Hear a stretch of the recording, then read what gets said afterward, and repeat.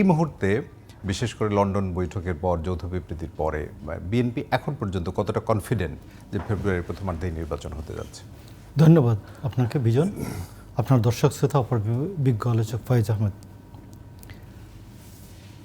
কথাবার্তায় তো সবাই সুন্দর, বাট সিলেটে একটা প্রবাদ আছে যে কথাবার্তায় সুপারিশ মাঠা আনার জন্য সালা নিয়ে যায় আর কি, মাঠা আনতে, মানে ঘুল আনার জন্য বস্তা নিয়ে যায়। তো প্রথম কথা হচ্ছে যে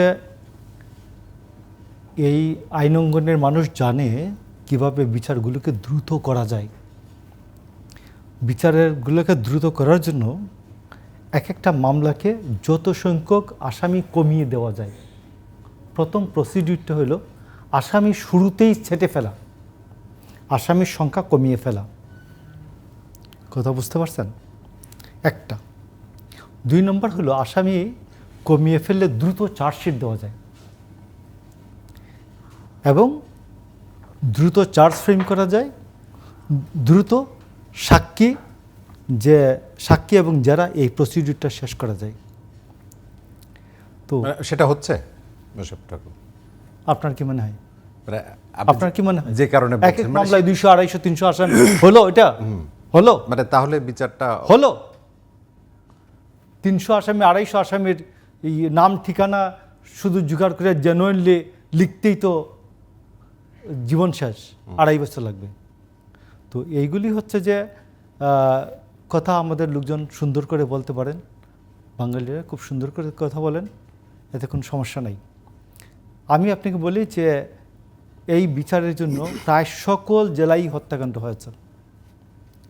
এই বিচারের জন্য মিনিমাম 64টা ট্রাইব্যুনাল করা যেত। যেমন ধরুন মানব পাচার ট্রাইব্যুনাল, বছরে একটা কেস আসে না, এই ট্রাইব্যুনালকে অতিরিক্ত দায়িত্ব দেওয়া যেত যে জুলাই হত্যাকাণ্ডের বিচার। ট্রাইব্যুনাল 64টা ট্রাইব্যুনাল করার জন্য আমার 1 টাকাও সরকারের বাড়তি খরচ হইতো না।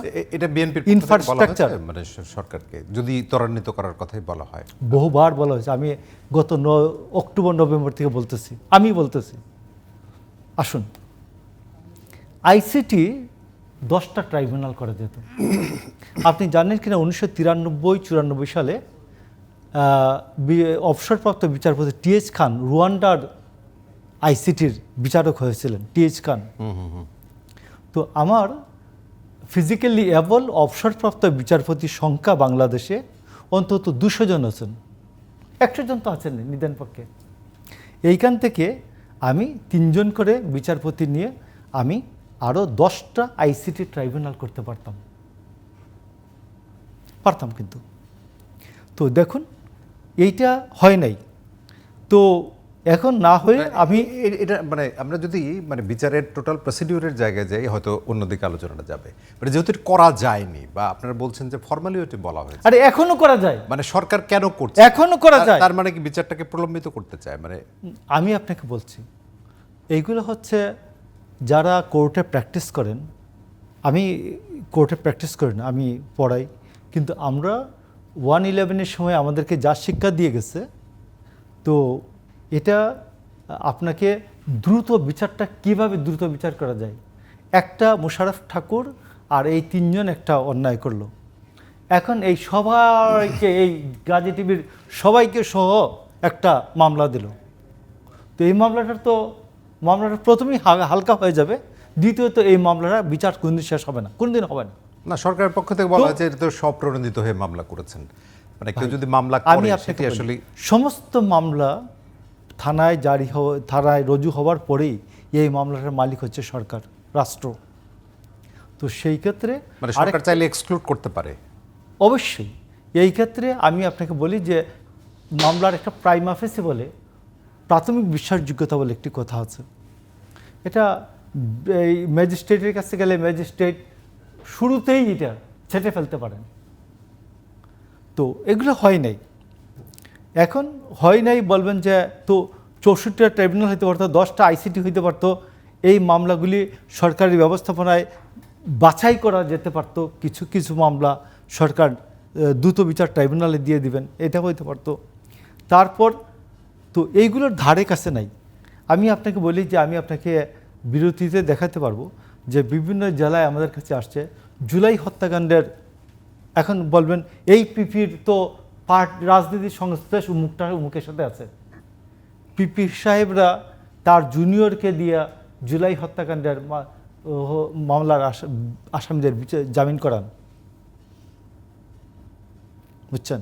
ওই লোকাল পত্রিকায় বড় বড় হয়ে পিপির সহায়তায় মুখে জামিন।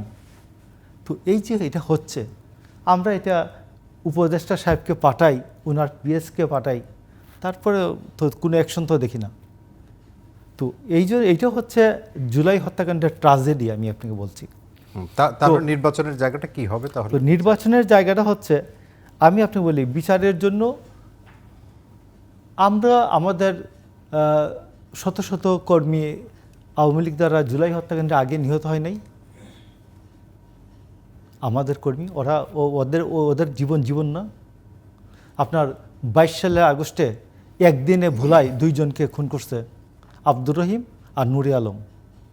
এদের জীবন না? জুলাই হত্যাকাণ্ডে যারা জীবন দিয়েছে ওদের জীবন আর ওদেরটা জীবন না, ওদেরটা অর্ধেক জীবন। শাওন প্রধান নারায়ণগঞ্জের মারা গেল। তো এইভাবে আমাদের এইগুলোর তো বিচার করতে হবে, আমরা করব। সেগুলো যদি আমাদের দায়িত্ব আসে সরকার, আর আমাদের দায়িত্ব না আসলে আমরা সেগুলো নিয়েও আগাবো। ওইগুলোর মামলা ওই যে প্রশ্নটা ছিলাম নির্বাচনের বিষয়ে, মানে ফেব্রুয়ারির প্রথমার্ধে, তাহলে আপনার কথা তো মনে হচ্ছে যে বিচার একটা লম্বা প্রসেসের মধ্যে দিয়ে যাবে। লম্বা প্রসেসের মধ্যে দিয়ে যাচ্ছে, যেটা সরকার কোনো কিছুতে, আমি আপনাকে বলি, আমি এই কি বলে আসিফ নজরুল সাহেব বলেছেন, অসহায়ত্ব প্রকাশ করেছেন প্রথম দিকে।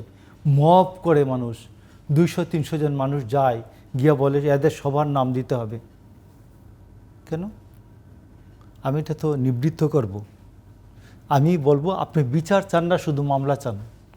বিচার চাইলে প্রকৃতপক্ষেই যাদেরকে প্রমাণ করা সম্ভব, আমি এদের নামটিই রাখবো।